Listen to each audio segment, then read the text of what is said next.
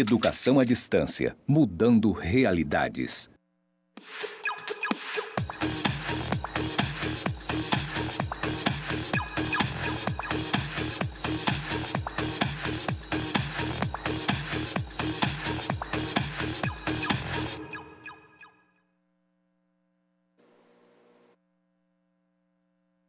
Pessoal, sejam bem-vindos à nossa segunda aula de segurança da informação. Eu sou o professor Jordano e hoje nós vamos falar de alguns assuntos bem úteis, né, para o nosso dia a dia. E já vou dar um spoiler, né? Temos um link com a aula do professor Saulo e do professor Marlon, né, que aconteceu. Vamos falar de Fire, professores. Vamos sim, pode ficar tranquilo, ok? Bom, pra gente... Olá, professora. Olá, professor, tudo bem? Para dar continuidade, né? Então, só para ver aqui quais são os conteúdos da nossa aula. Hoje nós vamos falar de conceitos de segurança em rede, né? Criptografia, assinatura e certificado digital. Esses são os assuntos que nós vamos estar falando de hoje. Para atender esses assuntos, né, nós vamos ter que alcançar alguns objetivos. O que nós esperamos hoje, né? Reconhecer os principais conceitos sobre segurança em redes de computadores. Olhem aí, nós vamos falar um pouco de redes de computadores, apesar de que vocês já estão tendo uma outra disciplina sobre isso, mas nós vamos comentar sobre isso hoje também. Identificar o funcionamento de algoritmos de criptografia e sua finalidade, né? Então vamos falar aí de criptografia, um recurso de segurança da informação. E descrever alguns processos para emissão de certificado digital. O que a gente precisa, né, para emitir esse certificado, o que é o certificado, né, correto. Bom, vamos lá, né, vamos começar. Vocês estão vendo aí uma imagem, né, que representa a internet, essa rede toda interconectada. O termo internet, até está aí entre parênteses para você, significa internetwork. Ou seja, network é rede, né, de computadores, vamos dizer assim, e inter de interconectado, né? Então, nada mais é a internet do que redes interconectadas. Você pode ver aí, a gente está ligando redes no mundo inteiro. E com isso, como a gente está falando da internet, a gente precisa lembrar que a internet ela existe por um motivo, vamos dizer assim, muito básico, que é a comunicação.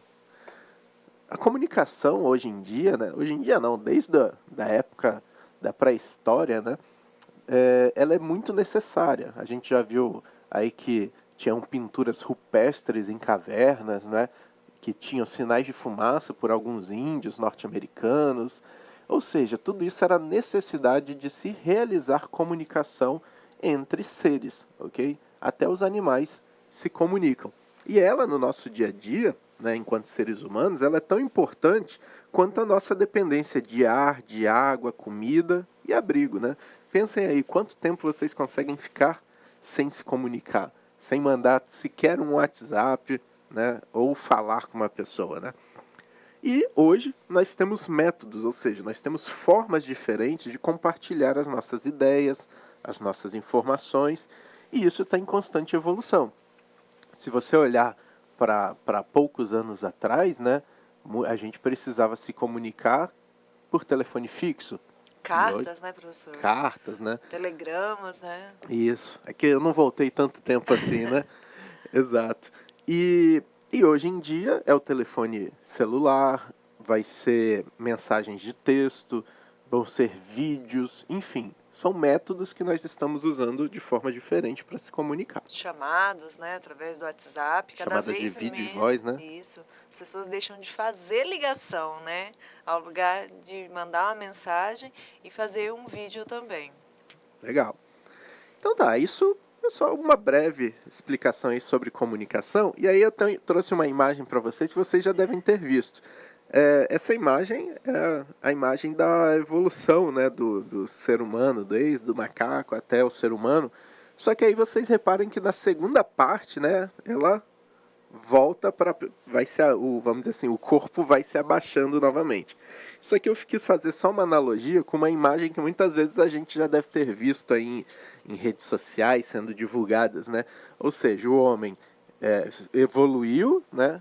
Ficou com o corpo ereto e depois foi se curvando novamente, porque nós ficamos sempre com o celular na mão, né? E aí fica com a cabeça curvada, fica com o corpo caído para frente. Aí por isso que essa imagem aí tem para vocês, uma certa parte aqui, celulares, né, vamos dizer assim, e por isso que novamente a gente vai se curvando. Foi só uma brincadeira de que como a comunicação está influenciando até na nossa postura, vamos dizer assim, né? O comportamento das pessoas, né? Então, em qualquer lugar é difícil hoje em dia você estar num ambiente que você lá não tem, no mínimo, né, parte dela que está lá vidrada no celular, olhando aquela informação, se comunicando, se atualizando através do dispositivo, né, professor? Isso mesmo. E aí, a comunicação, né? O que nós usamos ela? Professor, eu acho que a gente aqui representa muito bem esse slide, né? Nós usamos a Exatamente. comunicação no trabalho por meio dos dispositivos. É o que nós estamos fazendo aqui hoje, nos comunicando com vocês. Uma modalidade de ensino, né, professor? Que Isso. é totalmente IAD, totalmente através da internet, com recursos disponíveis na internet, né? Ambientes virtuais, as aulas que ficam gravadas, as aulas agora, nesse momento que está sendo transmitida via satélite, né? Então, tudo isso é comunicação. Então, Exato. né, se não fosse a internet, né, através da comunicação, a gente não conseguiria estar tendo essa aula, esse prazer de estar ministrando essa aula para esses alunos. Isso aí. Então, nós usamos aí as redes, né, ou usamos a comunicação no trabalho, para entretenimento, para estudos, né, como vocês estão tendo neste momento, para compras e para relacionamentos até, né? Hoje a gente já tem os aplicativos aí de relacionamentos que estão aproximando as pessoas e lembrando tudo isso pelas novas formas, né, que é através dos dispositivos, como computadores, tablets, celulares, smartphones e por aí vai. Então nós temos aí alguns elementos que a comunicação são usados. E o mais importante, isso tudo está em rede. Em rede, vamos resumir assim, que está tudo conectado, né? A gente não tem, é muito difícil, não dá para generalizar, não é? Mas praticamente tudo está conectado em rede, né? E essas conexões podem acontecer por meio de redes locais, né? Ou até mesmo pela internet. Vocês já devem ter visto ali com o professor Marlon e com o professor Saulo sobre as redes locais, quer dizer que são um conjunto de dispositivos que estão numa área geográfica restrita, sobre uma administração de uma única organização, não é? Ou na internet, como a gente tem hoje com os nossos smartphones e por aí vai. Nesse sentido, o que são esse tudo conectado, né? São computadores, são tablets, são smartphones, smartwatches, né? Aqueles relógios inteligentes, dispositivos de internet das coisas, por exemplo, uma lâmpada controlada via rede, uma persiana, um irrigador de jardim, enfim. Câmeras, né, professor? Câmeras, exato. Coisas que estão conectadas na rede. E também, não podemos deixar de falar, os carros. Hoje em dia, principalmente com os carros autônomos, né? A gente vê muito aí sobre algumas empresas, especialmente nos Estados Unidos, Europa, que estão sendo usados, e ainda alguns em testes e outros já em uso, né?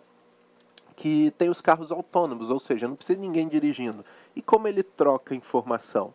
Ele precisa ter uma rede, né, uma rede veicular, para trocar essas informações com outros carros, ou até mesmo ler informações que estão nas vias para tomar a decisão de o que o carro precisa fazer. Então isso tudo está conectado, né, de alguma forma. E aí a gente tem que lembrar, né, como que era antes. Né? As redes, né, as primeiras redes, baseavam basicamente em trocar informações de caracteres, ou seja, textos, né, entre esse sistema de computadores conectados. Já hoje em dia, se você parar para analisar durante um segundo aí o que a gente faz com os nossos na rede, na internet, né, a gente transfere voz, vídeo, texto, gráficos como as imagens, né, e para diferentes tipos de dispositivos, ou seja, a gente está mandando uma mensagem no celular, mas que pode ser aberta no computador, ou fazer uma ligação telefônica via internet, que chama no telefone fixo de uma empresa, ou seja, isso daí é a telefonia de voz sobre IP, né, VoIP. Enfim, a gente utiliza isso entre vários dispositivos. Posso estar acessando a internet, né, professor, a rede, para estar verificando a minha câmera que está conectada, né, na rede, está olhando aquele ambiente lá. Isso. E isso é o princípio da rede interconectada, né? Na rede convergida. Já que a gente falou de redes aí, e que a gente pensa que tudo está conectado, eu deixo a pergunta, e será que é necessário, já que é possível conectar praticamente tudo, será que é necessário? Professora, você acha que é necessário proteger? Sim, né? Porque assim, ali vão ter dados importantes da organização, né? Da empresa que está guardando aquela informação. Então ela precisa proteger aquela informação para que ninguém tenha acesso, não roube, não faça interferência naquela informação a qual ele está mantendo a segurança lá. Isso mesmo. Então, como a rede, a gente tem que lembrar que na rede passam-se dados, passam-se informações. Então, ela não está ali só para a gente, vamos dizer assim, estar conectado por estar, mas nós precisamos lembrar que para cada software que é utilizado, provavelmente nós estamos mandando um conjunto de dados e um conjunto de informações muito importantes para nós. Então, se tem informações lá dentro, sim, é importante a gente protegê-las, ok? E aí, a resposta, vamos dizer assim, de uma outra forma aqui, né? Só pelo fato, gente, desses dispositivos estarem conectados, temos que lembrar que isso caracteriza já uma vulnerabilidade. Lembrem da vulnerabilidade da aula passada? A vulnerabilidade é aquela a fraqueza, né? Onde pode ter algum problema. Então, o fato de estar conectado, isso representa uma vulnerabilidade. Por quê?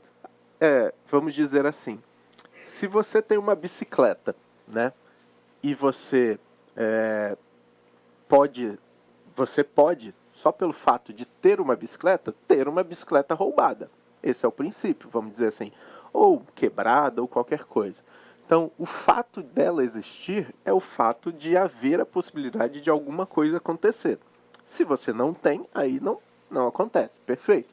Mas então, nas nossas redes, o fato de estar conectado, existe a possibilidade de se explorar essa conexão, né, para usar para outras coisas, como, por exemplo, né, vírus, sequestro de dados, páginas falsas e entre outras coisas. Professora, a gente conversava mais cedo aqui, antes de entrar no ar, né, que parece que teve um amigo seu que teve uma empresa, né, que teve... Sequestraram os dados dele, né? Era uma empresa, para ele esses dados eram muito valiosos e queriam cobrar, né, para devolver esses dados dele lá. Isso. Como que ocorreu o sequestro, né? Foi por meio de um vírus que perdeu, vamos dizer assim, que indisponibilizou o acesso aos computadores na rede. Então, nos computadores tem informações, tem os arquivos da empresa, banco de dados, sistemas, etc.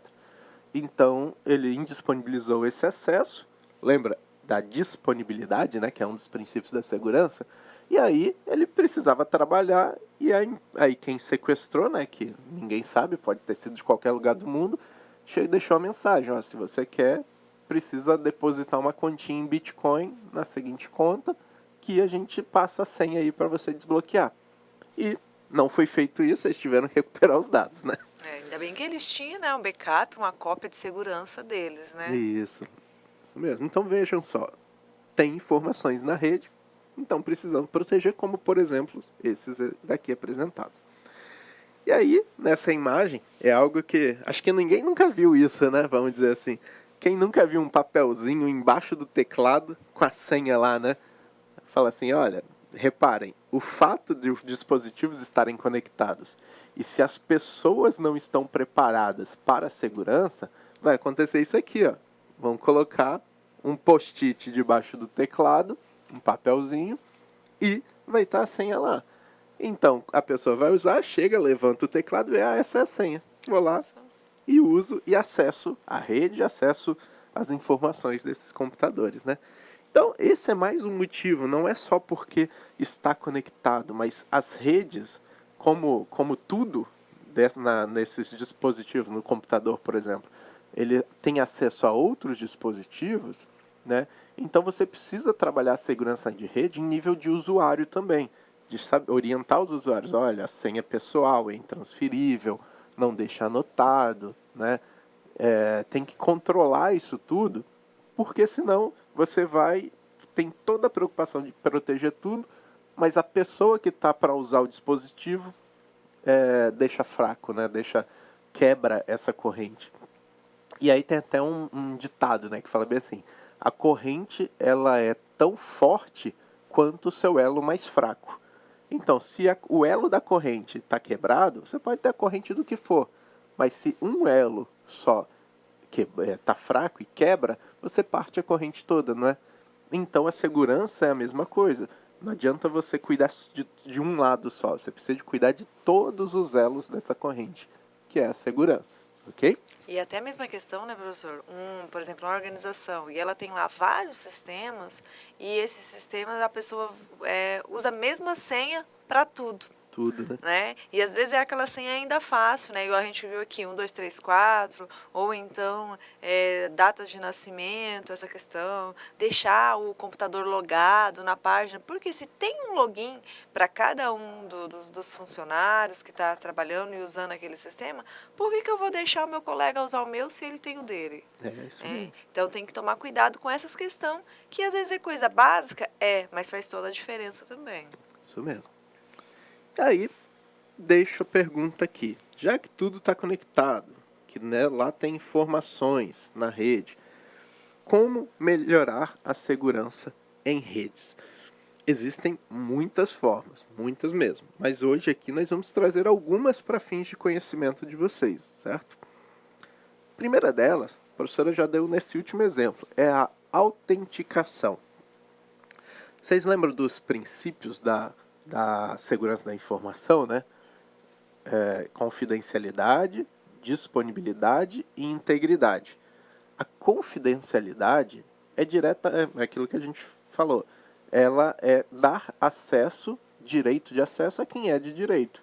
E como se faz isso em redes, né? Por meio da autenticação. A autenticação é você fornecer informações que garantam que você é autorizado a usar aquilo. Então, permite somente aos usuários que sejam autorizados ter acesso às informações disponibilizadas. Um usuário, uma senha, pensem no smartphone de vocês. Tem senha? Se tem é porque vocês não querem que qualquer pessoa usem, né? E aí, isso daí ele vai estar atrelado ao quê? A dispositivos e aplicações. Olha o foco aqui de vocês do curso. Aplicações precisam ter autenticação. Então, quando você criar um sistema, é importante, claro, desde que necessário, né, mas é importante a autenticação.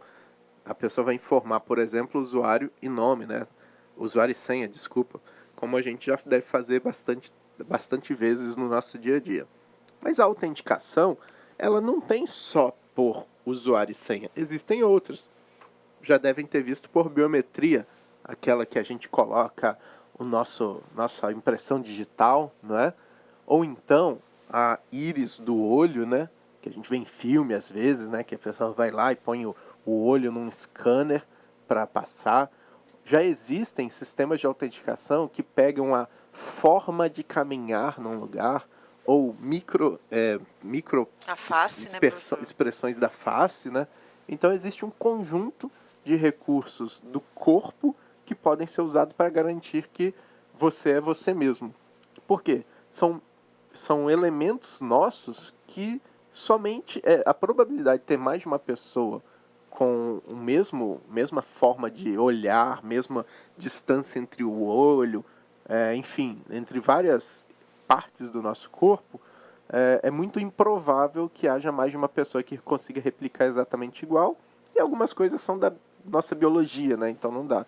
Como uma outra coisa é o nosso DNA. Nosso DNA, ele é único, não é? Então, a chance de ter dois indivíduos com o mesmo DNA é muito improvável. Outra forma de autenticação é o que chama-se de autenticação de dois fatores, ou seja, ele confirma se você é você mesmo.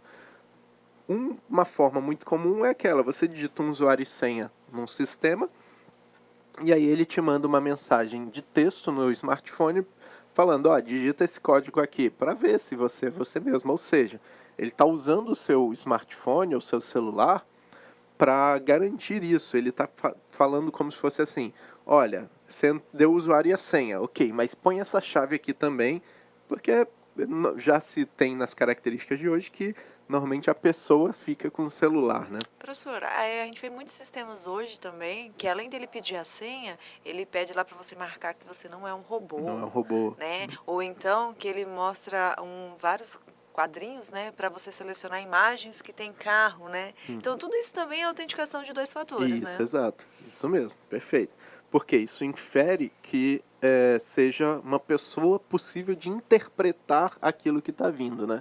Isso. Então tem que a pessoa vir e clicar, porque o robô, no caso, é quando, para não ficar fazendo testes de força bruta de forma automatizada, para conseguir, uma vez de tanto errar, acaba acertando a senha. A gente também pode ter um outro exemplo, né, professor, os cartões de banco hoje. Né? Antigamente a gente tinha os cartões somente com senhas numéricas.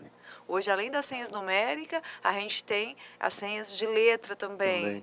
E além das senhas de letra, hoje também tem muitos bancos e caixa eletrônico que você ainda faz a biometria ainda, Isso. né? A digital, a palma da mão. Exatamente. E, como outro elemento, os nossos certificados ou assinaturas digitais, que nós vamos falar dele já já.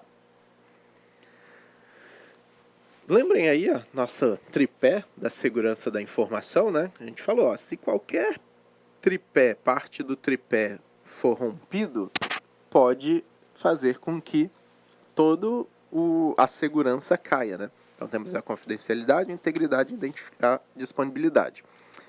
Se houver, por exemplo, falha na autenticação, lembre que a gente está falando de autenticação, tá? Ela pode influenciar basicamente todos os elementos básicos da segurança.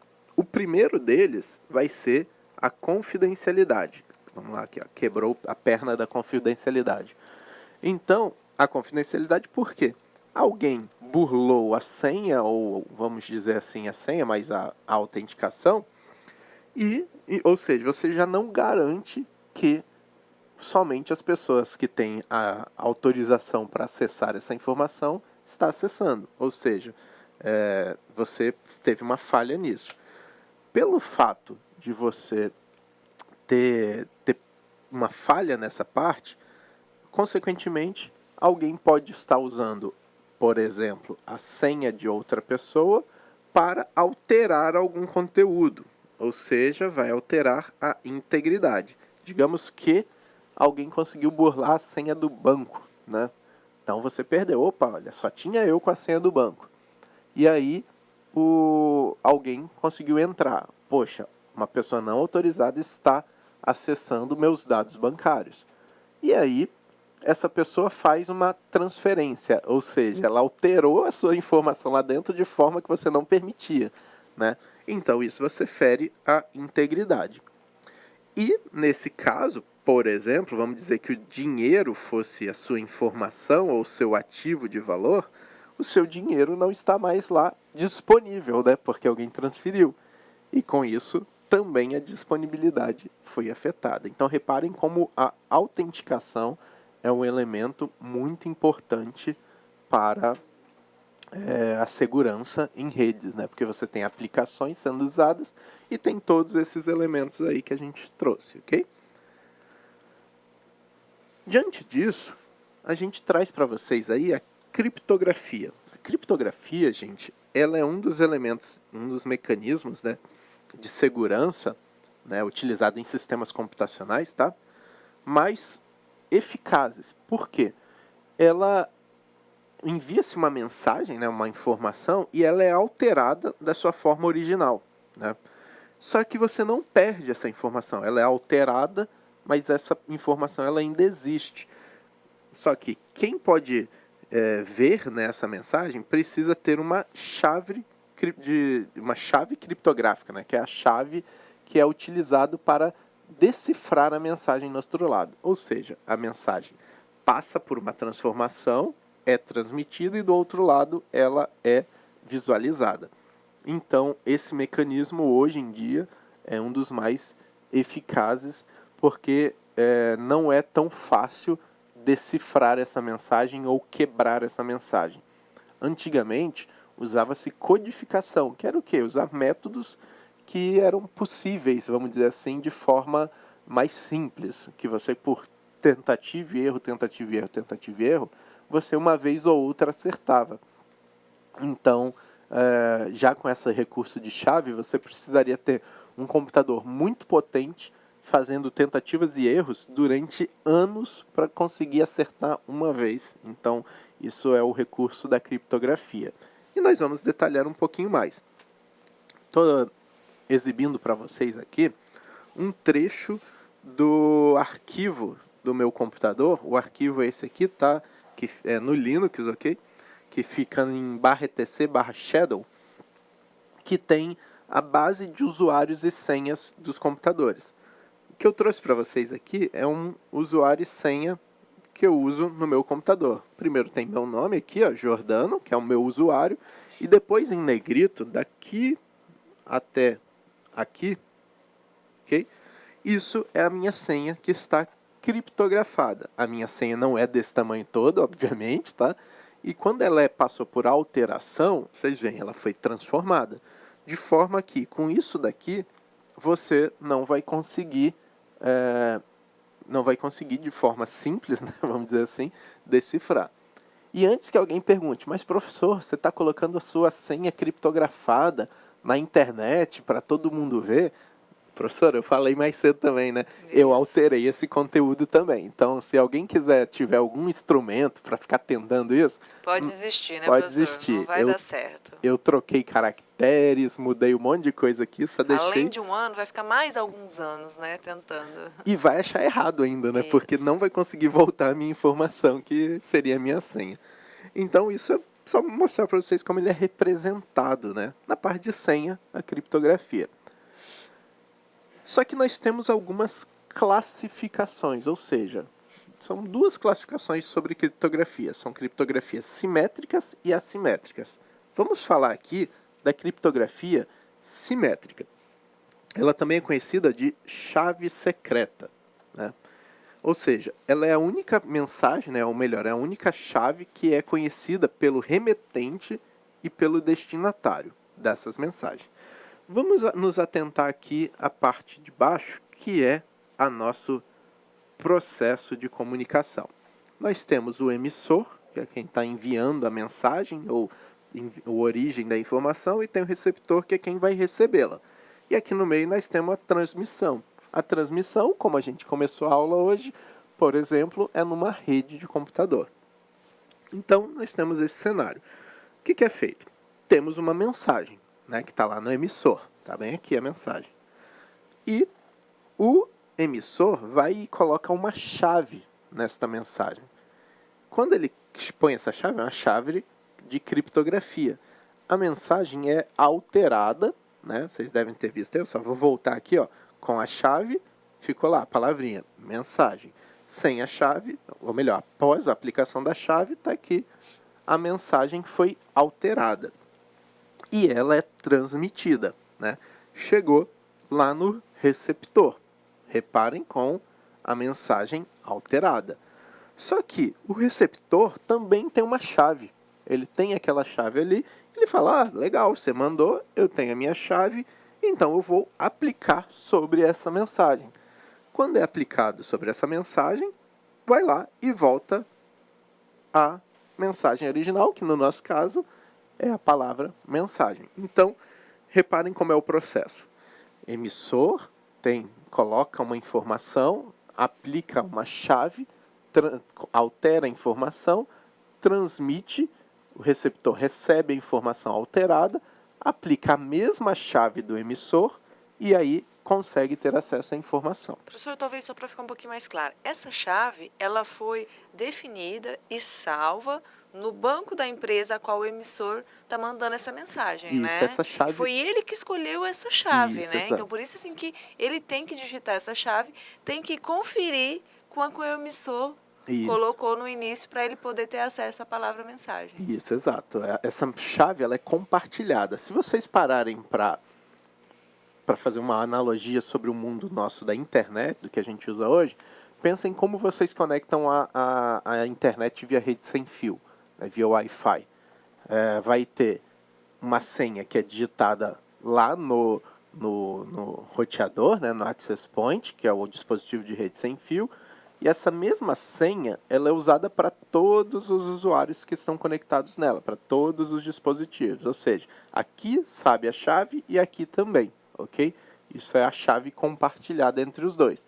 Se souber a chave de um desses dispositivos, então você já comprometeu tudo, porque é a mesma para todo mundo e é a mesma que está no dispositivo de rede sem fio. Então é uma analogia. Essa chave ela vai ser muitas vezes colocada sob forma de um arquivo, né, num sistema computacional, através de um sistema que vai identificar isso e fazer esse processo, ok? Legal, essa é a nossa criptografia simétrica, ok? Simétrica, só para destacar aqui.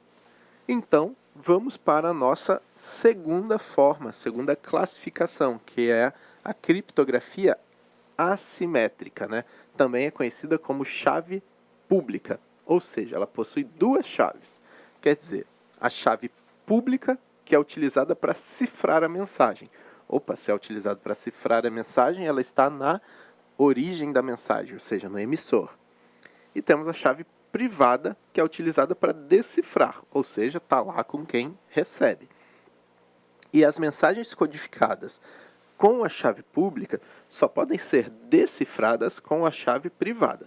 Okay? Mas vamos lá, a gente vai passar um processozinho de novo aí, aquele mesmo cenário que nós trouxemos, né? Emissor e receptor e um meio de transmissão. Legal, então nós temos aí o emissor, que tem as duas chaves, a pública e a privada, ok? Ela está ali, ó, duas chavezinhas. E aí tem a mensagem que ele vai transmitir. Com essa mensagem, aplica-se a chave pública nela. Quando aplica-se a chave pública, a mensagem é alterada. E, portanto, pode ser transmitida de forma que qualquer um que estiver monitorando a rede não vai compreender. Essa mensagem chega no destinatário e o destinatário tem uma chave privada. E ele vai e aplica essa chave privada. Quando aplica a chave privada, reparem só, a mensagem volta. Então vamos lá, de novo. O emissor tem duas chaves, pública e privada. Tem a mensagem, aplica-se a chave pública, transmite, chega a mensagem no destinatário, ela está alterada, ele aplica a chave privada e aí decifra essa mensagem, ok? Então reparem que a chave que você tem, se você tiver acesso somente à chave privada, você não consegue, você consegue só para aquela comunicação. Agora, se tiver, você não tem a mesma chave para tudo, você pode ter uma chave pública para uma privada e assim entre vários dispositivos, né? Então você pode ter chaves diferentes, privadas diferentes, para se decifrar essa mensagem, ok? Então essas são duas classificações. E nisso nós falamos das nossas autoridades certificadoras, que são quem que pode emitir, né, essas chaves, esses certificados digitais, né?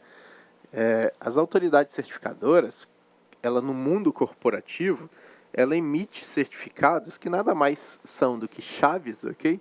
Para pessoas físicas ou jurídicas. Vocês já devem ter visto em algum lugar que a pessoa chega, para acessar um sistema eu preciso inserir meu token, né, professora? A pessoa é um USB, né? Um USB, parece um pendrivezinho, né, professor? Isso. Então, isso é um certificado digital que foi emitido por uma autoridade certificadora, né? E às vezes numa pessoa jurídica precisa enviar uma emissão de imposto de renda, alguma coisa, tudo isso pode ser usado dessas chaves.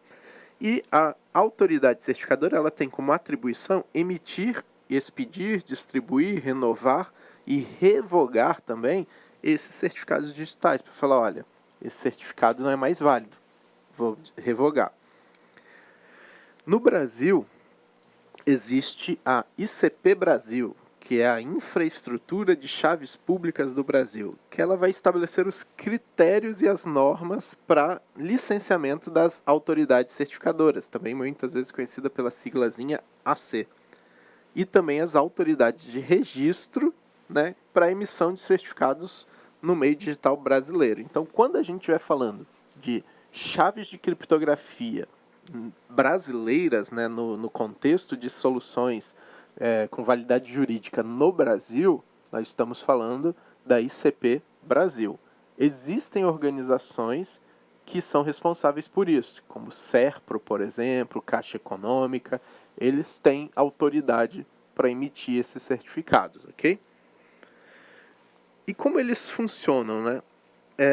Eles funcionam como documentos digitais virtuais de pessoas e empresas, né? E eles têm a função de garantir a integridade dos negócios ou das informações e vai ter legitimidade, né, dessas operações, ou seja, ela tem validade jurídica. Então, quando alguém recebe um documento, né, seja um PDF, por exemplo, e você quer garantir que aquele PDF, você leu aquilo, por exemplo, sabe quando fala em contrato, assina todas as páginas e tudo mais, não é assim manualmente, né?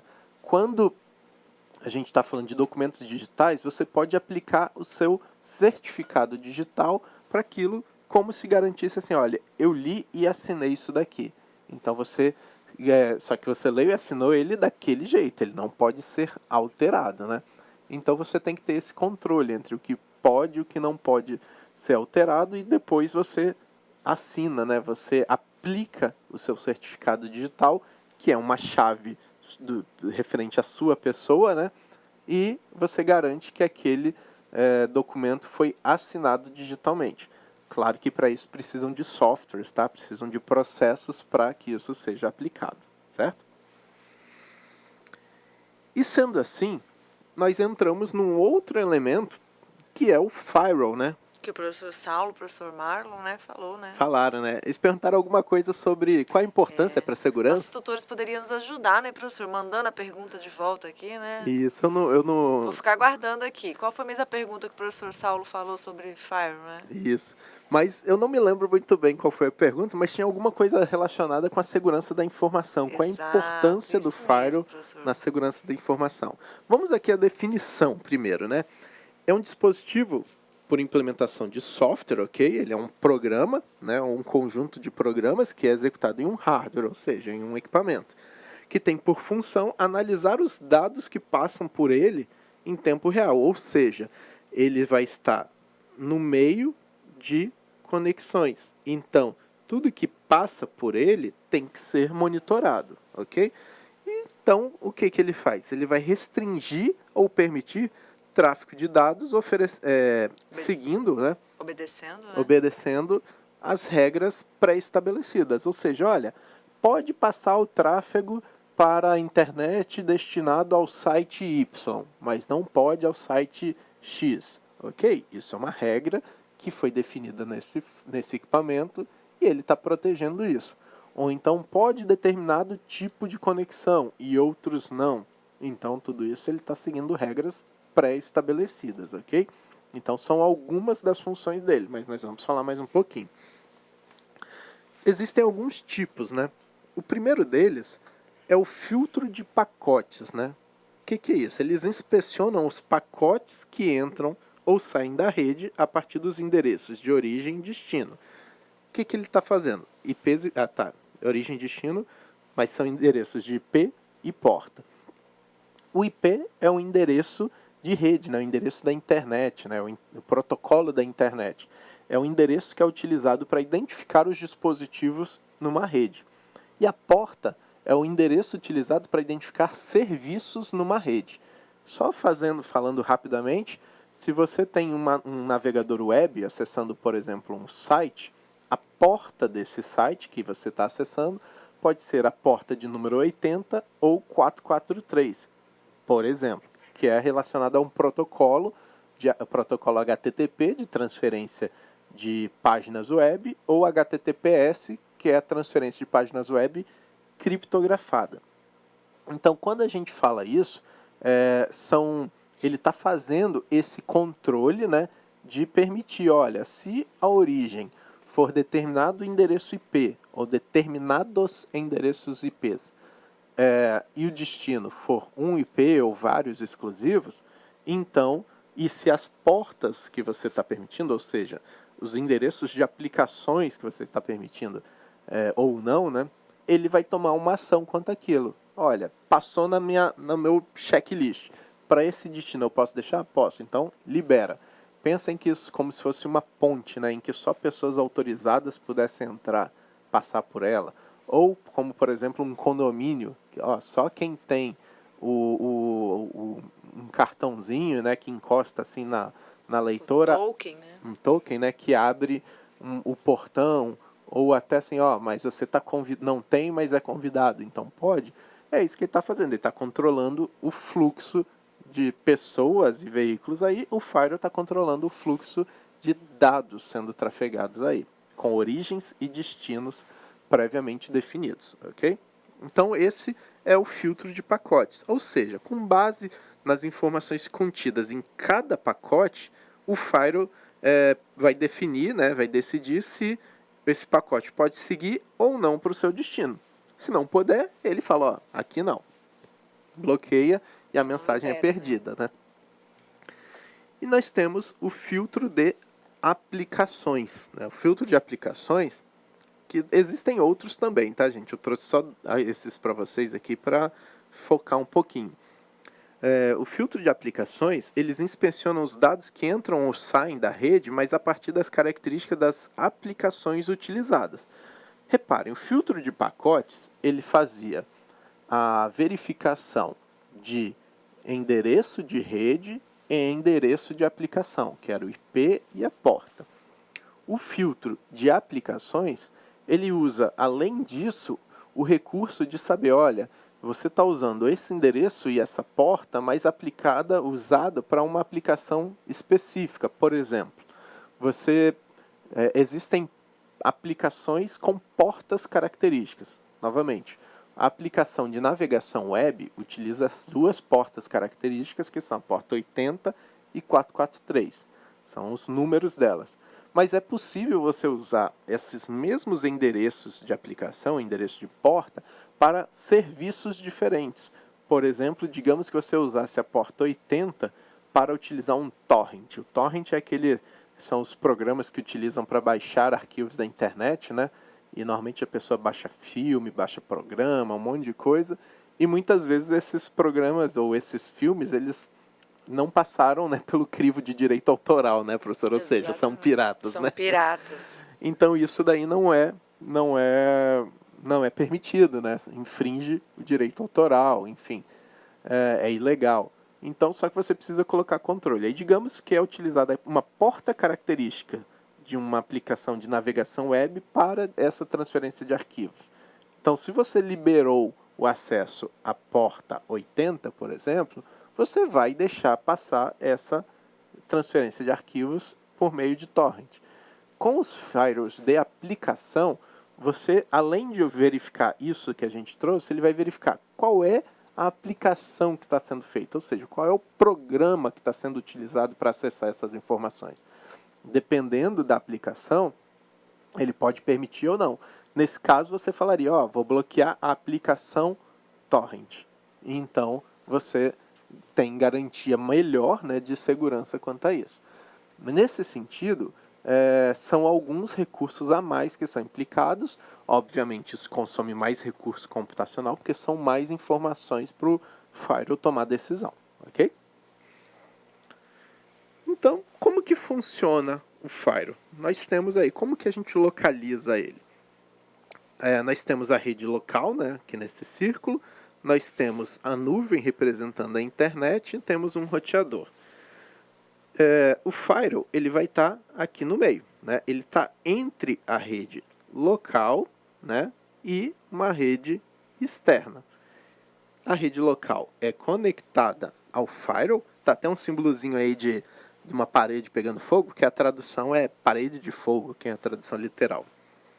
Esse firewall liga-se a um roteador que por sua vez nos permite conexão à internet, né, à rede interconectada. Então a localização dele em uma rede fica entre redes, né? No exemplo mais comum, entre a internet e a rede local, mas isso poderia estar entre redes locais diferentes, enfim. Mas a localização é entre redes, ok?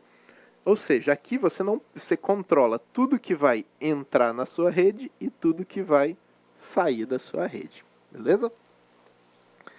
E antes da gente começar a atividade de sala, aí vamos responder, né? O professor Saulo e o professor Marlon que perguntaram lá, já que ninguém mandou pra gente, Ninguém mandou, né? professor. Apesar de ter vários polos online aqui e ninguém Pois é. mandou Não, pergunta. é que eu acho que na hora que eles falaram, eles não anotaram. Ele perguntou alguma coisa relacionada. Qual a importância de um firewall para a segurança da informação? Exato, A informação, foi isso mesmo. é alguma coisa nesse sentido. O fato é, o firewall, como a gente falou, ele controla o que entra e o que sai da minha rede. Informações, porque apesar de serem dados ou serem acessos, carregam-se ali dados e informações de pessoas, de empresas, enfim. Se você deixa sem controlar o que entra e o que sai, você pode prejudicar, por exemplo, a confidencialidade. Então você altera, né, você prejudica um dos princípios da segurança da informação. Se você não tem um firewall, você pode sofrer. Tudo bem que com firewall também, tá, gente? Nenhum software é perfeito.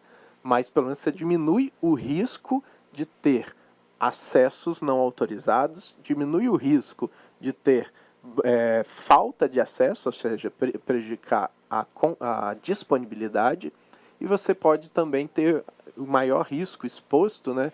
Por exemplo, de terem acesso a acessar e alterar conteúdos. Então o firewall ele vai proteger a sua rede de invasores ou de acessos externos, enfim, que possam prejudicar a segurança da informação.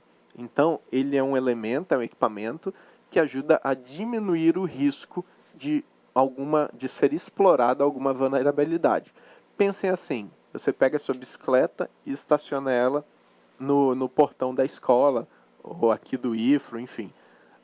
Aí você faz assim, ó, tem segurança, mas eu vou colocar um cadeado. Você não colocou mais um mecanismo de segurança para diminuir o risco de levarem, de furtarem a bicicleta. O firewall ele está na mesma pegada aí. Ele vai estar ali para controlar, para diminuir o risco de acessos não autorizados, de indisponibilidade por tentativas de invasão, né? invasão, de Roubo negação de serviço. dados. Exatamente. Então ele faz tudo isso. Vai existir firewalls tipos mais simples e mais complexos, mais baratos e mais caros, ok? Depende de muita coisa. Existem firewalls baseados em software livre também, que são também muito bons. Então, cabe você estudar, conhecer e saber qual que vai ser utilizado, né? Então, você pode trabalhar e depende do meio que você está também, ok? Esse é acho que é o que a gente... Acho que conseguiu deixar claro para eles, né, respondendo a pergunta do professor Saulo, né? Isso. E se eles tiverem alguma dúvida também, pode mandar aqui durante a resolução das atividades que a gente vai respondendo, né, professor? Beleza. E aí, né, professor, só aproveitando também, agora eles vão fazer a nossa atividade de sala, né? Lembrando que a atividade de percurso a gente vai falar no finalzinho, né? Sim. E que o pessoal, né, quem não fez a atividade 1, que faça ainda, que ela ainda está aberta, né? Isso. E aí só vou dar uma lidinha aqui sobre nossas atividades, que é bem rapidinho, né? Pra gente já deixar vocês para fazer as atividades da aula agora. Primeiro, explique o porquê deve haver segurança em redes, falamos bastante. Segundo, cite alguns dos elementos de aprimoramento de segurança de redes e faça ligação com quais elementos básicos de segurança da informação são impactados. Ou seja, tem o elemento X que liga com o equipamento, com o elemento Y de segurança. Explica o que é autenticação. Explicar o que é criptografia e apresente a diferença entre os seus tipos. Lembre-se, são 2 tipos. E a última questão é um cenário, né? Você implementou um sistema web para gerenciamento financeiro da sua empresa, né, de uma empresa, que envolvia dados de pessoal, bem como outros dados sigilosos da organização. teve todo o cuidado de implementar autenticação, certificado de segurança com criptografia. Entretanto, você notou que na rede não havia um firewall instalado e sugeriu que isso fosse feito. Como que você explicaria para os seus clientes o que é e como funciona um firewall? Esse é um contexto, ok? Um cenário aí para vocês trazerem para a gente. Então, pessoal, é isso. Nos vemos daqui a pouco. Até breve.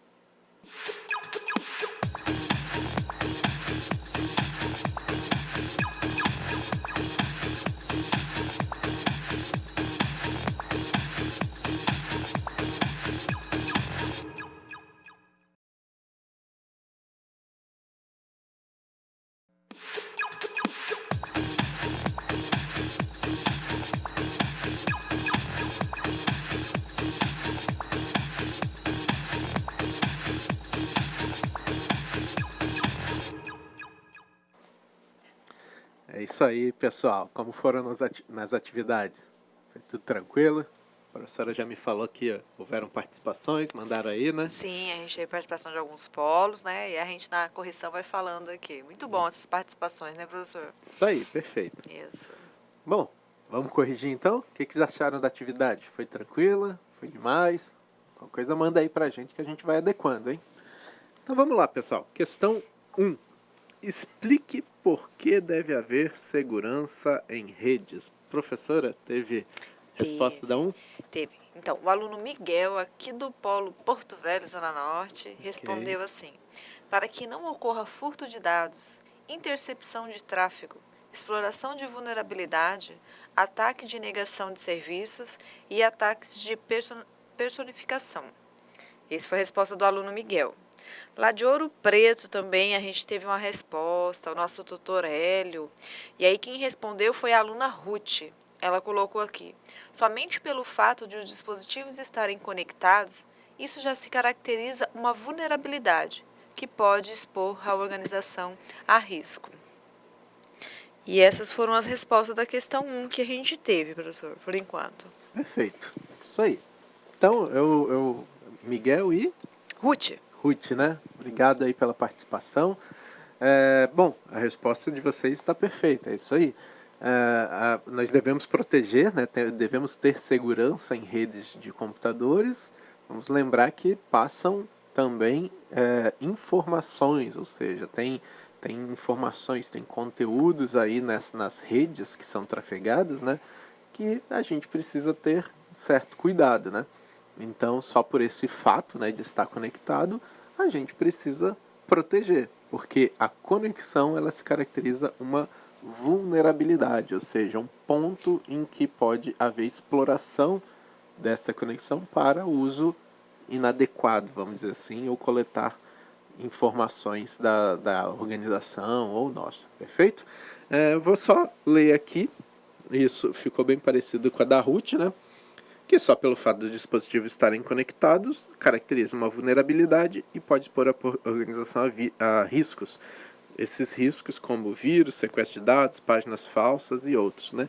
Então, o Miguel ele trouxe alguns exemplos a mais, né, também. Foi a intercepção de tráfego, né, Isso. exploração de vulnerabilidade, isso aí já está aí, né, contemplado.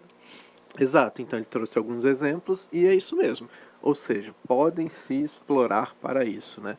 Interceptar o tráfego seria você pegar o que está passando ali e vamos dizer assim, opa, vou interceptar, vou ouvir o que está sendo trafegado aqui para eu ter essa informação também, né?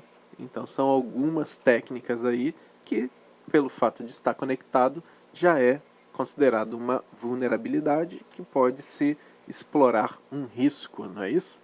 Muito bem. A Ruth e o Miguel, né, professor, merecem um bombom dos tutores deles, Pode né? mandar lá, exatamente. Isso, pode entregar para eles. Isso aí, vamos para a questão 2, então? Vamos. Ok. Questão 2, pessoal. Cite alguns dos elementos de aprimoramento de segurança de rede e faça a ligação com quais elementos básicos de segurança da informação serão impactados. Vamos ver, professora, as respostas? Então, a gente teve uma resposta lá do Polo de Ouro Preto. O aluno Fabrício, ele colocou criptografia, senhas, disponibilização são fatores que melhoram a segurança. Somente isso, professor. Criptografia, senhas e Disponibilização são fatores que melhoram a segurança. disponibilização. Ok, vamos lá. A criptografia e as senhas, né, elas são fatores aí utilizados para autenticação, né, também. A criptografia até mais um pouco do que somente a autenticação. Então são alguns elementos, sim, tá correto. A disponibilização, que eu acho que eu não compreendi muito bem o que se queria Parece dizer que com faltou isso. uma palavrinha, né? Mas vamos lá, a gente trabalha em cima disso mesmo. Um dos elementos, né, eu vou trazer aqui a leitura e comento para vocês na sequência. A autenticação é um elemento de aprimoramento. Por isso que eu deixei assim um termo, elemento de aprimoramento, para ficar um termo mais amplo, né? O que pode ser feito? Então, caberia aqui a senha, caberia aqui a autenticação de 2 fatores, caberia de biometria, né? Certificado digital. Certificado digital. Temos a criptografia e o firewall, que foram os 3 tratados aqui na aula de hoje, né? Mas podem ser colocados outros elementos. Poderia colocar, por exemplo, a redundância, né? Que é ter mais de um equipamento para fazer a mesma função. Poderia se colocar cópia de segurança ou backup, né? Que também está aí. Então nós temos vários elementos que podem ser utilizados para aprimorar a segurança em rede. E vamos comentar cada uma delas fazendo a ligação com aquele nosso tripé, ok? Aquele nosso tripé da segurança da informação. O que cada um deles impacta, né, nesse contexto dos princípios básicos de segurança da informação? Vamos à leitura. A autenticação, lembrando, a autenticação é para garantir a confiabilidade, né? E como foi até naquele exemplo, né? Só que não é só confiabilidade. A integridade e a disponibilidade também podem ser impactadas. Por quê? Novamente, quando se tem a quebra de autenticação, ou seja, você fere inicialmente a confidencialidade, que é aquela de garantir a informação para quem lhe é de direito. Só que quando você quebra essa informação, você pode também, com esse acesso não autorizado, alterar a informação. E quando se altera, você vai ter uma influência aí na integridade, ok? E depois que faz isso, ainda pode-se, por exemplo, apagar a informação. Então aí você altera a disponibilidade, ou seja, aquela informação não está mais disponível. Vamos trazer isso para o nosso mundo de rede social, professora. Alguém conseguiu passar pela sua senha do Facebook, ok? Então, qualquer um está vendo suas informações lá, né? Isso, minhas que você fotos, tem, tudo que eu posto, meus dados, né, sobre mim, né? A gente acaba preenchendo lá. Exato. Então, essa alteração, o que aconteceu já gerou esse prejuízo, né? Isso. Só que digamos que alguém foi lá e alterou. Você tinha colocado uma foto e a pessoa colocou uma outra foto colocou a mesma foto, desculpa, com outra legenda. Colocou uma outra coisa para brincar, né? Então aquela informação foi alterada, não é isso? E depois, quando faz isso, foi feito, quando faz essa alteração, impactou a integridade. Agora, digamos que alguém vai lá e foi no seu álbum de fotos da viagem de 2016 todinho e excluiu do seu armazenamento lá. Então você prejudicou a disponibilidade, ou seja, aquelas fotos não estão mais disponíveis. Então reparem, no nosso dia a dia dá para fazer um exercício de segurança da informação, ok? O segundo elemento, que foi a criptografia, né? A criptografia, ela principalmente está ligada à confidencialidade, porque ela vai garantir que só quem tem aquelas chaves, lembram? Que a gente vai falar mais na frente, aquelas chaves que possam ter acesso àquela informação. Então ela impacta também a confidencialidade. Mas também a integridade. A criptografia, quando usa chaves, por exemplo, relacionadas à assinatura digital, eles estão com garantia da integridade, ou seja, aquele documento, aquilo que está sendo enviado eletronicamente, ele é íntegro, ou seja, o que foi enviado é exatamente igual ao recebido, certo? E um outro elemento, que foi o firewall que nós falamos, ele impacta tudo, né? Impacta a confidencialidade, impacta a integridade e a disponibilidade das informações. como Todo a o gente... nosso tripé, né? Todinho, então derruba tudo, né? Não segura nada lá. Se você não quer dizer que sem o firewall automaticamente está assim, mas lembre-se, esses mecanismos são de aprimoramento. Se eles aprimoram, eles existem para reduzir o risco de algum incidente de segurança da informação, ok? Ele não quer dizer, não tem ou acontece imediatamente, é uma relação direta, não. Ele é relacionado ao risco disso acontecer, a probabilidade de acontecer algum incidente desse. Então, o firewall, né, ele permite na confidencialidade, porque ele vai deixar passar ou não tráfegos que são autorizados. Então, aquela informação pode ou não ser acessado por pessoas devidamente autorizadas. Então, é confidencialidade, somente a informação para quem lhe é de direito. A integridade pela questão de não haver alteração daquele conteúdo. Então, se houver algum tráfego, por exemplo, entrando na rede, que esse tráfego que entra, ele não altere algum conteúdo de informação que você tenha. E a disponibilidade, que ele pode filtrar alguns, por exemplo, tipos de ataques, né, que vai gerar prejuízos quanto à disponibilidade. Imaginem que você você produz o sistema, né, faz os softwares, e ele está na internet puramente sem nada protegendo ele, somente o computador que hospeda o site. Se você não tem nada protegendo, é igual a nossa bicicleta sem cadeado. Não tem nada que impeça de que aconteça alguma coisa.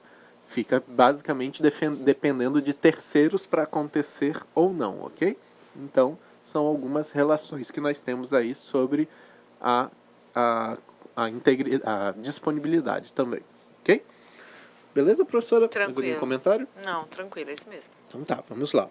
Vamos para a questão 3, né? Isso. Questão 3, explique o que é autenticação. Professora? Então, o aluno Miguel, aqui do Porto Velho Zona Norte, né? Ele colocou, é um ato de estabelecer ou confirmar algo como autêntico. Uhum. E lá do Ouro Preto, o aluno Leonardo colocou que é a autorização de determinado site ou assunto. Ok. Aí. Autenticação, tem mais algum? Não, isso mesmo. Isso, beleza. A autenticação, ela está ligada diretamente à autorização. Foi usado o termo de autorizar, né? Uhum. É isso mesmo, ela está ligada diretamente a autorizar. Então, só que a autenticação ela tem um princípio que é de identificar se aquele usuário, ou aquela pessoa, ou aquele dispositivo, ele tem a autorização, vamos dizer, para fazer algum acesso. Ou seja, você tem que garantir que o que está sendo feito é autêntico, ou seja, aquela pessoa devidamente autorizada, aquele software devidamente autorizado e por aí vai. E o primeiro, o Miguel, né, falou sobre... É um ato de estabelecer ou confirmar algo como autêntico. Confirmar algo como autêntico, ou seja, confirmar que você é você mesmo, né? Então, quando faz aquela autorização de 2 fatores, é para falar, olha, beleza, você sabe a senha, mas você é você mesmo? Você é o usuário Jordano que vai acessar aqui? Vamos confirmar só por segurança, não é isso? Então, são alguns elementos. Mas tá legal, é isso mesmo. Essa daí pareceu até de dicionário, tá tão bem escrita assim que é legal. Professor, lá de Espigão do Oeste, acabaram de mandar a questão 3 aqui agora. Ok. A aluna Camille, ela colocou que permite que apenas autorizados tenham acesso às informações. Isso, exatamente. Aí também tem a ver com o nosso contexto. Então tá, vamos aqui na leitura e a gente explica mais. A autenticação, né, permite só os autorizados terem acesso às informações disponibilizadas em um dispositivo ou aplicações. O controle pode ser feito por usuário e senha, biometria, autenticação de 2 fatores, chaves, etc. Então, tá tudo relacionado. Tudo que vocês falaram estão corretos, ok? A gente vai juntar tudo isso e vir esse texto aqui para ficar tendo uma resposta escrita, vamos dizer assim. Mas o contexto de vocês está ok. A autenticação, então, vai ser esse elemento, esse mecanismo utilizado para garantir que quem tem que acessar uma informação possa acessá-lo. Quem não tem, não pode. Princípio básico da confidencialidade, ok? Garantir o acesso para quem esse acesso é de direito, beleza? Onde nós implementamos? Vamos pensar aqui. A gente implementa autenticação, professora, em sistemas, né, como nossas redes sociais, no nosso celular, Nos cartões de banco, de né? banco, não é? Exato. Isso na nossa casa, quando a gente tem a chave, né? Exatamente, para poder entrar nela, Apesar de né? que não garante que somos nós mesmos, né? Que- Pode ser a chave tenha com alguém, né? Alguém vai lá e E faz uma cópia ou pula, quebra, né? né? Isso. Então, assim, são alguns elementos que você vê que a gente tem de autenticação, de no garantia. carro, né, No professor? carro, exato, isso. Inclusive, tinha uma situação nos carros que antigamente a pessoa conseguia clonar, né? Ou bloquear o acesso e tal do controle do alarme do carro e a pessoa abria, né? Com portões também, eu também ouvi o pessoal comentando isso, né, que estava fazendo também. Você fechava o seu portão lá, né, com um controlezinho e alguém ia lá e abria e entrava dentro da clonava, sua né? casa. Isso, Isso. exatamente. Então, quando a gente fala isso, quando fala assim, poxa, mas isso é autenticação, vamos só pegar bem no básico, é porque às vezes fica muito superficial e a gente pode fazer uma análise meio individual e ficar muito pouco, né? Mas vamos pegar bem no básico. A autenticação vamos pegar o portão, caso que a professora trouxe. A garantia é, vamos dizer assim, a regra, o protocolo da segurança ali. Se você tem o controle que abra o portão, então pode entrar. Esse é o protocolo. Se você, usuário, não cuidou do controle, aí foi uma falha do usuário. Não, o portão funcionou certinho, ele fez o papel dele, né? Mas quando alguém clona esse portão, repara que o portão ele não vai ter lá no portão eletrônico, não vai ter nada que fala, isso foi clonado. Não, para ele está chegando a informação. Chegando lá bem assim, se alguém der o comando com este controle, eu devo abrir. E foi o que aconteceu para ele. Então, é um princípio aí de confidencialidade, né, que está sendo alterado por meio de um clone. Só para a gente fazer uma análise com esse contexto, ok? Vamos para a questão 3, professora? 4, né, professor? 4, desculpa, isso. Questão 4. Explique o que é criptografia e apresente a diferença entre os seus tipos. E aí, o que tivemos? O Miguel, muito bom, aluno Miguel daqui do Porto Velho, Zona Norte, respondeu assim: trata-se de um conjunto de regras que visam codificar a informação, de forma que só o emissor e o receptor possam decifrá-la, simétrico e assimétrico. São os dois tipos, né? Isso, ele colocou. Uhum. E aí, lá de Ouro Preto, o aluno Leonardo, é a forma de códigos para proteger senhas ou informações. Ok. Então, essas foram as duas respostas que a gente teve. As duas, né? Ok, legal. Estamos aí no contexto certinho. Eu só queria fazer só um comentário conceitual, né? Que foi feito assim, foi do Miguel, né? Sobre, para codificar a mensagem. Conceitualmente, codificação, né? É algo que você, vamos dizer assim, pode voltar, né? Isso são alguns autores, obviamente, não é unanimidade. Mas a codificação seria algo que você poderia voltar, né? De forma... você vai ter um código, você vai ter uma forma de alterar essa mensagem e uma forma de voltar a mensagem original. A criptografia, você precisa de ter um elemento que é a chave para criptografar. Vamos pensar só num código bem assim. Olha, quando eu escrevo um nome, né, uma palavra, eu devo trocar as letras por números. Por exemplo, a letra O eu troco por 0, a letra I eu troco por 1, a letra S eu troco por 2 e por aí vai, né? Então repara que existe o código. O código é esse, trocar um pelo outro. Então você escreveria uma palavra que ao invés de letras teria números. Então isso seria uma codificação, conceitualmente. Aí, quando eu criptografo, eu pego todo esse conjunto e altero ele inteiro por meio de uma chave. Então, quando a gente usar o termo codificar no contexto de criptografia, é bom a gente ter esse cuidado e prestar, né, porque prestar atenção nesse detalhezinho, porque conceitualmente aí a criptografia ela precisa desse elemento, esse outro elemento, ok? Mas é legal, o contexto de criptografia e codificação é o mesmo.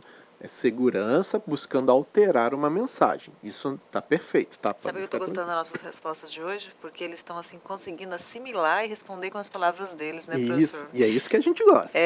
Permite esse debate legal, né? Teve mais uma questão aqui, professor, lá de Espigão do Oeste. A aluna Natiele, ela colocou na questão 4, um dos mecanismos de segurança mais eficaz, utilizado em sistemas computacionais.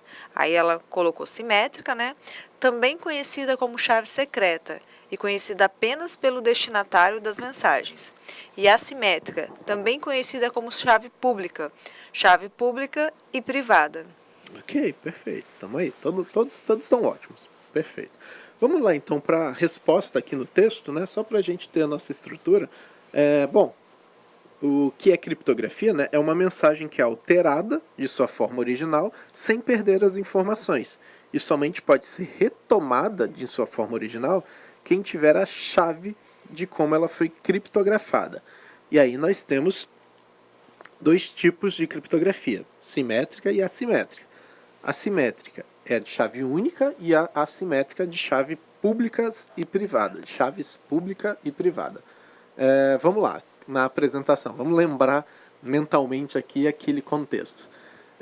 Emissor, receptor, ok? E meio de transmissão. Nós temos, no emissor, nós temos na chave simétrica, ok, gente? Na criptografia simétrica. Os dois têm a chave. Os dois possuem exatamente a mesma chave. Então, o emissor põe a mensagem, aplica a chave, transmite, receptor recebe mensagem cifrada, aplica a chave e tem a mensagem original de volta e acesso à informação. A criptografia assimétrica. O emissor tem duas chaves, públicas e privadas. O receptor tem uma chave, privada. Aí o emissor põe a mensagem, aplica a chave pública, ok? Altera a mensagem, transmite. O receptor recebe a mensagem alterada, aplica a chave privada e tem a mensagem original e tem acesso à informação. Então, chave pública está no emissor, chave privada está no receptor, ok? Então, só para a gente lembrar desse processo aí, beleza? Bacana. São esses dois tipos. E aí nós vamos para a nossa última questão, professora, que é um cenário, né? Isso, a gente só teve uma contribuição. Professor. Legal, eu vou fazer a leitura aqui. Tranquilo. Aí a gente comenta. Cenário. Você implementou um sistema web para gerenciamento financeiro de uma empresa. Olha só a responsabilidade que vocês tiveram, hein? Controlar a financeira de uma empresa. Que envolvia também nesse financeiro os dados de pessoal, bem como outros dados sigilosos da organização. Pensem esses dados de pessoal seriam, olha, eu tenho X funcionários, esses funcionários têm contas nos bancos A, B e C, a conta é essa de cada um.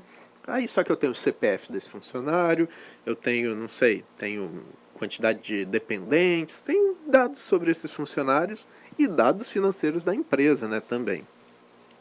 E aí você teve todo o cuidado de implementar, por exemplo, a autenticação, né, ou seja, ó, você só pode entrar aqui tendo autorização para isso, colocou certificado de segurança, ou seja, toda a informação é criptografada entre origem e destino. Pensem que isso é um site, né, uma página web, um sistema web, em que você entra no servidor lá, né, que tem o site, né, e entre cliente, que é o emissor, e o receptor, tudo isso está criptografado.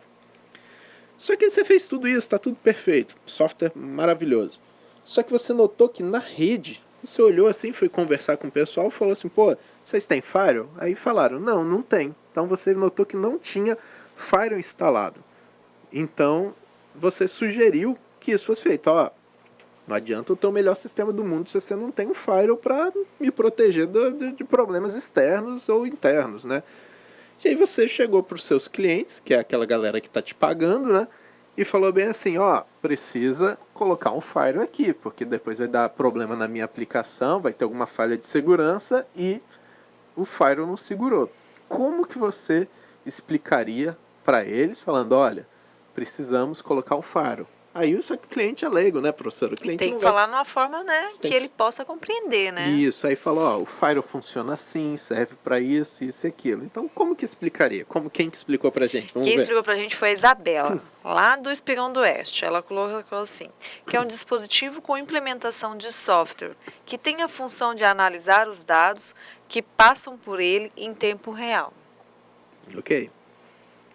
Isso foi o que a Isabela colocou. Não sei se só com isso eu contrataria um firewall, não. Eu acho que ficou faltando ainda de dar aquela assim, mostrar para o cliente que é importante, né? O que realmente, o que vai proteger, fazer com os dados da empresa dele ali. Conceitualmente, Isabela, né? Tá perfeito. Tá ok. Tá, ok. Legal. Então tá. Só essa, né? Só essa, professor. Beleza. Então, eu falaria bem assim. Vou trazer aqui o texto, né? E aí depois eu comento melhorando, tá? O Firewall é um dispositivo com implementação em software, ou seja, vai ser um programa que nós vamos colocar aqui na empresa, que tem a função de analisar os dados que passam por ele em tempo real. Ou seja, vou colocar entre a rede interna e a externa, por exemplo, né? Ou entre as redes. Vamos dizer assim, eu vou colocar o meu sistema, o meu computador que hospeda o meu sistema, atrás de uma barreira que vai proteger as informações e tudo que entrar e sair dele vai ser analisado em tempo real para ver se pode ou se não pode, ok? É só continuando, ele vai restringir ou permitir o tráfego, obedecendo regras pré-estabelecidas pela organização, né? Com o objetivo de ampliar a segurança da informação da organização. Ou seja, então, tudo que tiver para entrar e sair vai ser analisado em tempo real. Só que vai só permitir entrar ou sair tudo aquilo que foi programado que fosse feito, para tudo aquilo que fosse, para o que a organização falou que pode, que não pode, ele vai permitir ou não. E aí, quando a gente faz isso, a gente protege mais ainda, ou seja, a gente reduz o risco de se ter alguma falha, como uma quebra de autenticidade e coletar os dados sigilosos daqueles funcionários da empresa, né, professora? Exatamente. Isso aí. Agora uma coisa, o firewall por si só, coloquei o software, beleza, tá lá funcionando, já estou protegido? Se ele estiver mal configurado, não, tá? Então precisa ser um equipamento bem configurado, tá, professora? E com isso tudo, a gente aumenta a segurança da informação da empresa, dos seus funcionários, dos dados financeiros e tudo mais. E com isso, a gente melhora, né, essa segurança da empresa e, consequentemente, melhora o potencial de desenvolver aplicações nessa empresa sem que estejam expostos a tantos riscos. E aí, para você conseguir ganhar de vez, você ainda fala, né? Nós não vamos gastar dinheiro à toa depois recuperando dados, não vamos sofrer processos por vazamento de informações e por aí vai. Ou seja, tem um retorno financeiro isso daí também, ok? Além da proteção das informações. Muito Perfeito. bom, bacana. Com isso a gente finaliza as nossas questões e vamos falar só da nossa atividade de percurso, na verdade as atividades de percurso. A primeira, né, que já foi passada na aula anterior, já falamos dela. Que ainda está aberta, né, professor? Aberta. Quem não fez, aproveita, vai lá e faz. E nós temos a segunda, né, que vai ser aberta ainda, mas que já está aí. Na verdade foi aberta hoje, né? Isso, foi que liberado. o tema é construindo um sistema com segurança. O objetivo disso, de construir um sistema com segurança, imaginem que vocês vão criar um sistema web qualquer. Eu quero que vocês coloquem lá, nós queremos, né, que vocês coloquem lá bem assim, quais são os mecanismos de segurança que você vai implementar nesse sistema e explicar por que está implementando eles, ok? Então, com isso, a gente espera receber isso como atividade no AVA para que podemos avaliar aí, beleza? Bom, professora, por hoje nossa aula é só isso, né? Isso. Alguma fala final para eles? Não, tranquilo, né? Que eles façam as atividades, né? E que a gente aguarda eles na próxima aula aqui, né, professor? Isso aí. Então, pessoal, até a próxima aula. Tchau.